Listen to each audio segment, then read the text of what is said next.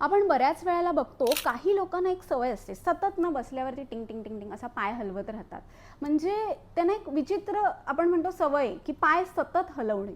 पण ही सवय अतिशय वाईट आहे. तुम्ही घरी असा पाय हलवत असाल तर तुम्हाला तुमच्या आईवडिलांनी असं थांबवलं असेल की असा पाय हलवू नकोस. पण त्या पाठचं तुम्हाला कारण माहिती आहे का?